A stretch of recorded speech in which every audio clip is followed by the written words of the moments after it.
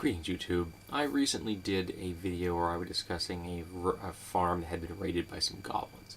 And someone had said that they would prefer to use kobolds. They consider kobolds to be a superior race for their particular needs when it comes to a subterranean kind of a species. They tend to want to use goblins in a different way, which is fine. Well, whatever suits your campaign. But it got me thinking about kobolds. I'm not sure if I ever really talked about kobolds here on my channel before, the way I've used them in the past. I've had some kind of radical ideas about dragons and kobolds, because to my campaigns they're intimately linked. And you end up with two main branches of the kobold race or species. One having derived from the other. And the first variety derives directly from the dragons themselves, and there's one subspecies for each dragon type. Now, the dragons in the campaign that I'm discussing here are true hermaphrodites. They don't have a specific biological sex. They are not specifically male or specifically female. They are capable of producing sperm and laying eggs. So they are truly functional hermaphrodites. Something that most of the lesser races are maybe completely unaware of. Dragons frequently adopt a gendered role. Some don't, but many do, referring to themselves, choosing he or him or she or her. But some take the royal we. People just think they're being arrogant. No, they just don't have a particular gender identity. And some will vacillate over the course of their very long life from one to the other. And it could be slow change over time, or some humans might view it as capricious if they're switching on a regular basis, or whatever their whim strikes them. They may consider themselves completely agender. Now, one of the things they can do is they are capable of laying eggs when they are not fertilized. And when they do this, they make kobolds. The egg hatches up, and out pop 6 to 8 kobolds, who are essentially tied into that dragon the way insects are in a hive. So they are genetically linked to that dragon, and they are essentially part of a hive structure. Now, the big advantage is you suddenly have minions that worship you literally as God. Downside, these kobolds are, for the most part, sterile. Now, I say most part because there are genetic variations that happen. Their very magical nature of dragons themselves kind of throw a monkey wrench into the genes of these offspring they have.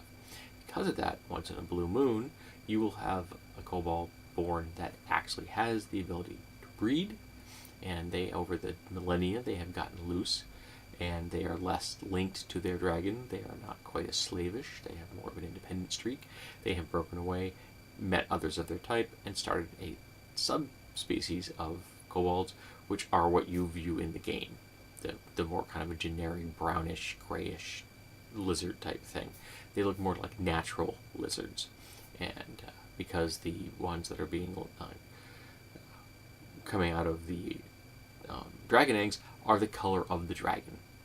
So the white ones get white ones. And they have some variations in these things. For example, kobolds that come from a white dragon are going to be immune to most natural cold. Not magical cold, but natural cold. Ones that are from a red dragon, resistance to natural heat. Kind of like half the endure element spell kind of thing.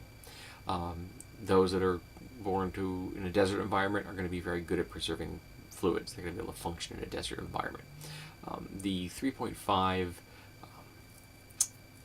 online source has a wonderful selection of alternative races, often for different environments, tweaking them slightly, and that's the kind of thing, like slightly modifications to the racial abilities that tailor them to the dragonfly. Some may have gills because they are in a swamp or an aquatic environment.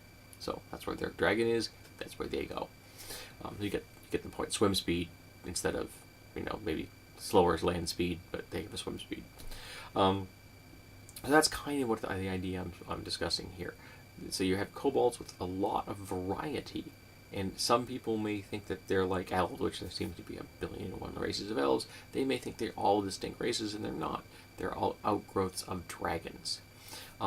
This also explains why the kobolds are so easily good at adapting dragon-like traits to themselves, and they fit so beautifully with the dragonborn style trait structure that came out in 3.5.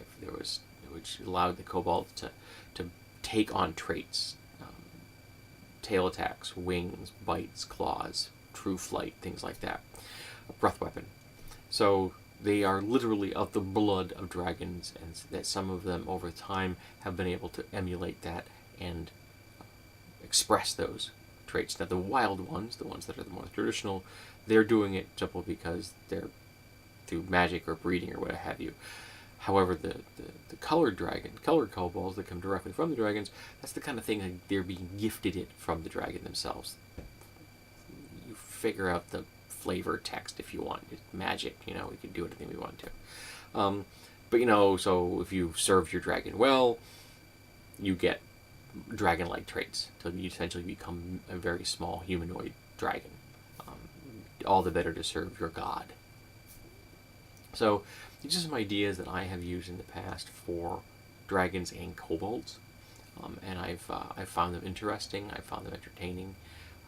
I think it adds a nice little flavor to the kobolds. Though we never ran kobolds as a playable race, and I would have allowed it if somebody wanted to play a kobold. Fine, I would have worked that up. That not a problem, but nobody did. So these are all NPC kind of thing. I had one memorable encounter with some wild kobolds in a subterranean environment where I took the player character's actual character sheets, and I had copies of them, and I just changed them to kobolds, and I threw the party at the party. It was quite memorable. It was very entertaining. I don't think they figured it. I don't think they ever figured it out what I was doing. But that's what I did. I quite enjoyed it, seeing them being kind of frustrated in a way that occasionally I was frustrated because my players were somewhat clever. Players will always do the thing that you never planned for. Never fails. So tell me, what unusual things have you done with dragons, and what unusual things have you done with kobolds in the past?